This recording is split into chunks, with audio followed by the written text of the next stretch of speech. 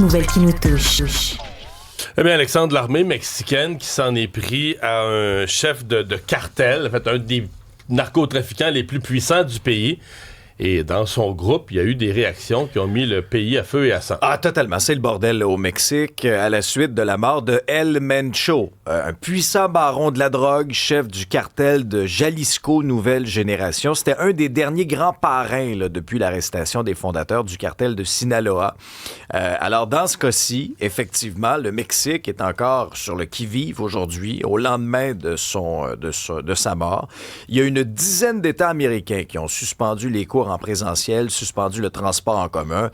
Tous les événements publics ont été annulés et le pouvoir judiciaire a aussi autorisé les juges à maintenir les tribunaux fermés.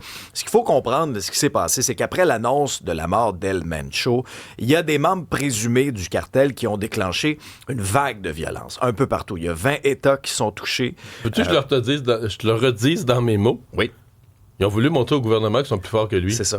Moi, je le vois aussi plate que ça. Là. Ils ont voulu montrer au gouvernement, à la police, à l'armée, qu'est-ce qu'ils mènent dans le pays. Ouais. Des barrages, 250 barrages installés par des hommes armés. On a vu des véhicules enflammés à plusieurs endroits, des images. Des dépanneurs aussi qui ont été des victimes de ça, beaucoup. Oui, oui. Alors, ce matin, il y a toujours une vingtaine de barrages qui n'ont pas été démantelés. Il y a eu des perturbations aussi à l'aéroport, à Puerto Vallarta, une destination, bien sûr, qu'on connaît très, très bien. Vous êtes peut-être même souvent allé en vacances. Plusieurs vols en direction de la ville mexicaine ont été déroutés. Dans d'autres cas, il y a des vols qui ont juste complètement été annulés parce que c'était trop dangereux de s'y rendre. Il y a des compagnies aériennes qui ont même été contraintes d'annuler les vols prévus à destination avoisinante aussi de Puerto Vallarta. C'était le cas de WestJet, Air Canada, Air Transat qui sont touchés par la situation. Si vous devez prendre un vol, vérifiez l'état de votre vol, bien sûr, encore ce matin. WestJet qui a annoncé dans un communiqué que d'autres annulations pourraient être nécessaires pour assurer la sécurité des voyageurs parce que c'est toujours pas réglé. La question que je me suis posée, c'est, est-ce que le Mexique, c'est le genre d'opération, là, quand tu sais que tu fais affaire avec un groupe puissant qui peut avoir qui peuvent rebondir là, un peu partout dans le pays. Je me suis demandé, est-ce que la pression de Trump... Parce que Trump, je dis pas qu'il a tort, là, mais il met une pression énorme sur le Mexique en disant, si vous vous occupez pas de vos groupes de narcotrafiquants, moi je vais débarquer, puis l'armée américaine, puis évidemment, Mme Sheinbaum veut pas avoir les Américains chez eux. Elle dit, je vais m'en occuper moi-même. Mais tu sais, des fois, quand t'es pressé de faire quelque chose... Tu le fais mal. Tu le fais mal, ou tu le fais trop vite, ou tu prends pas encore toutes les précautions, ou tu sais... fait qu'est-ce qu'en le faisant trop vite, ils se sont mis dans le trouble. Ouais. Il y a un incendie majeur dans le sud-ouest de Montréal. Oui, ça se passe à l'intersection rue de l'Église, rue Laurando. 5e alarme de la part des pompiers qui ont été déployés là, au cours de la nuit de ce côté-ci. Alors, c'est toujours en développement. L'intervention a commencé aux alentours d'1h39. Là, ce serait une église qui serait la proie des flammes là, ce matin. Un bâtiment annexe également serait touché. On parle de 2e alarme dans ce cas-ci. Beaucoup d'évacuations. On parlerait potentiellement d'une centaine. Déploiement de la Croix-Rouge également. Alors, on comprendra que c'est toujours en développement. Juste un mot, Mario, pour revenir sur le Mexique, parce que c'est important, la réaction du gouvernement du Canada.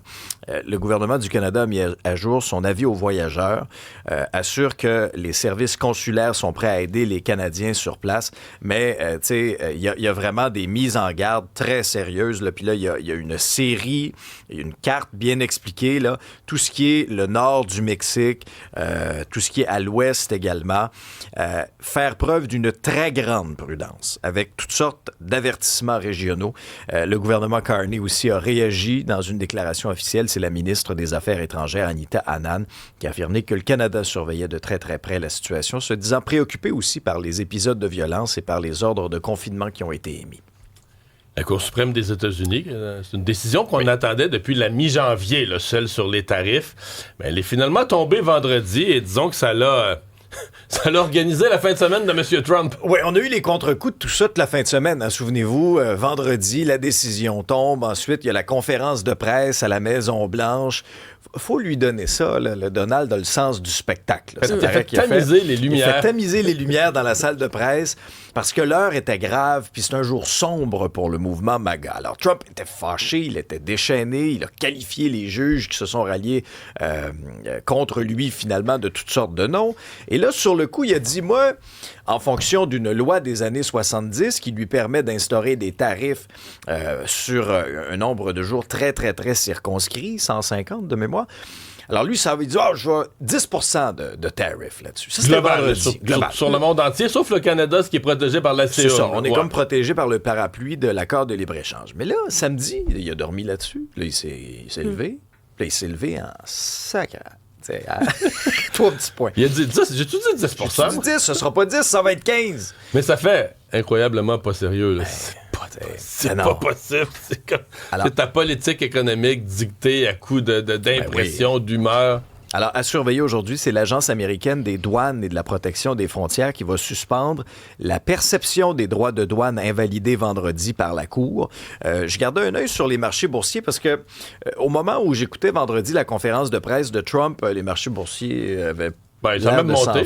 Ça a même fini effectivement en hausse. Oui, c'est ça. Dans les transactions d'avant-ouverture de marché, là, tu vois, c'est un léger repli d'à peu près 0,20 pour le Dow Jones, le S&P 500, 0,40 pour le Nasdaq. Pour l'instant, c'est pas catastrophique. Là.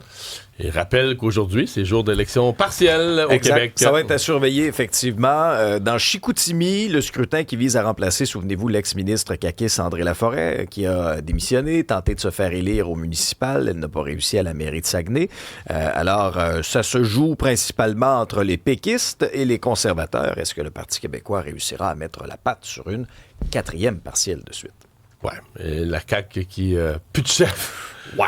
Plus de chef, plus de bons sondages, plus grand-chose présentement là, qui les fait garder espoir. Plus dans la course vraiment non plus. Non, c'était une de leurs circonscriptions avant. Charles-Antoine qui est là pour les sports. Charles-Antoine, déçu de cette finale Canada-États-Unis au hockey? Non, au contraire. Quel match, quel tournoi, quel moment. Je suis pas du lot de ceux qui, dès que le match termine, ça n'a pas de bon sens une prolongation 3 contre 3. Je comprends le propos. Mais moi, je trouve ça plate que dès qu'on perd, on se rabat sur un système. Quand Mitch Marner a marqué un des plus grands buts de l'histoire du hockey, à 3 contre 3, quand Sidney Crosby a marqué en 2010, un des plus grands buts de l'histoire du hockey. Mais c'était pas 3 contre 3 en 2010. C'était à 4 contre 4. C'était à 4 contre 4 à non, l'époque. mais dans le sens où je trouve ça plate qu'on boude ce qu'on vient de vivre. Quelle matinée hier. Mais quel match hallucinant. Un des meilleurs matchs de hockey que j'ai vu de ma vie. Là. Mais ça reste une grande déception pour moi, pas ce match-là. Le tournoi, c'est-à-dire que les grandes vedettes du Canada, dont on a célébré les noms, ils ont été plus qu'ordinaires. Contre les Tchèques, je suis pas juste hier, là, contre les Tchèques, contre la Finlande, on perdait à chaque fois, jamais plus qu'après 2 périodes, le Canada avait un but. T'es supposé hier, t'es pas supposé de rien. T'es pas supposé de rien. Ben, tu joues contre la Finlande. Meilleurs attaquants au monde, puis tous les buts ont été faits par des défenseurs. Connor McDavid a été nommé joueur par excellence du tournoi. Oui, parce qu'il a rempli les buts contre la France. Là, j'étais là, tu sais, mais je veux dire, dans les matchs importants, il était pas là. Puis hier, il a donné la game. En prolongation, il est allé 2 fois se foutre, redonner la rondelle aux Américains sans chance de marquer. Ce qu'on dit qu'il faut jamais faire à 3 contre 3. Le Canada a été excellent hier. On s'entend. Le Canada a joué un grand match. Connor Hellebuyck, bon, pas besoin de le répéter, a été nommé le gardien par excellence du tournoi, été sensationnel. D'ailleurs, là, ça me fascine. Il est 32e. Il y a 32 clubs dans la Ligue. 32e dans la Ligue nationale de hockey pour la moyenne. Il connaît une saison épouvantable, atroce, incapable de gagner des matchs éliminatoires avec les Jets. Là, cette année, les Jets sont pas bons. L'an passé, meilleure équipe de la Ligue, incapable de gagner un grand match. Arrive avec les Américains, demi-dieu. C'est hallucinant quand même. Mais je veux pas remettre en doute quoi que ce soit. Le Canada, hier, a été fumant. A dominé ce match contre une équipe talentueuse. Dominer, c'est mettre la rondelle derrière la ligne rouge ou à faux 40. Là. Le Canada, hier, tu lances à côté. Le Canada a joué un match quasi parfait. De contrôle de rondelle, de passe, mais pas de lancer dans le but. Là. Ben là, excuse-moi d'être plate, mais c'est pas ta rente, la rondelle. Là. Connor Hellebuyck avec le bâton qui dévie. Oui, je sais. Ça, c'est un coup de lock. Je vais te donner que Nathan McKinnon, la cage ouverte, doit marquer là-dessus. Mais Nathan McKinnon a joué après 6 matchs en main. Celebrity, là, on dirait que l'équipe avait promis, faut faire marquer Celebrity. Il faisait toutes les passes à lui. Ils ont essayé de le faire marquer. Celebrity, quelle révélation. Je veux dire, le Canada est en voiture avec lui comme meneur pour les 15 prochaines années. Mais 19 ans, Mario. Qu'est-ce que tu faisais à 19 ans? Non, mais moi, je veux dire. Mais c'est juste que contre la Finlande, le gardien est excellent. Si contre les Tchèques, le gardien est excellent. En 3 contre 3, là. Moi, je dis la même chose. Je te dis la même chose. Je suis pas convaincu parce qu'après le but de Marner, tout le monde célébrait, tout le monde était. Non, pas moi. Moi, en fait, je n'en reviens pas que le Canada était incapable de marquer des buts contre les Tchèques. Ils ont été bons, là. Ils ont marqué ça à coup de 9 puis contre les équipes faciles. Mais dans les matchs difficiles, ils ont eu de la misère à marquer des buts. Oui, mais tu pas pas une promenade dans le parc là, quand les meilleurs au monde s'affrontent. Là. La Tchéquie, c'est des joueurs pros qui ont joué un système défensif. La Finlande, c'est des joueurs vedettes dans la Ligue nationale de hockey.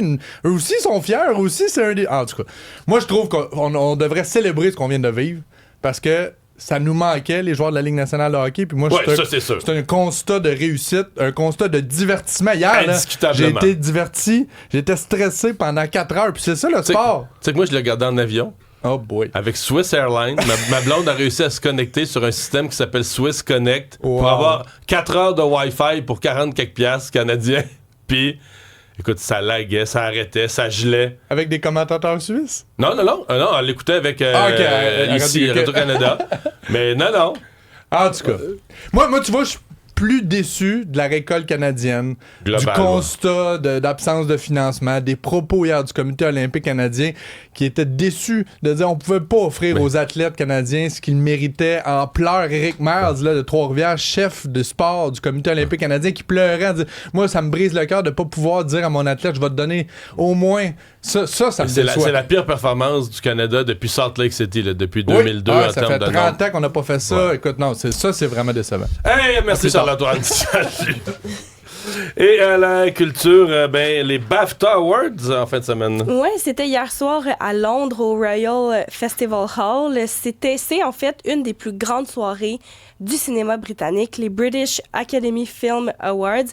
Et s'il y a un film qui doit retenir l'attention après la soirée, c'est le long-métrage de Paul Thomas Anderson, Une bataille après l'autre, qui a littéralement, Mario, dominé la soirée avec 6 prix, dont le plus prestigieux, le meilleur film.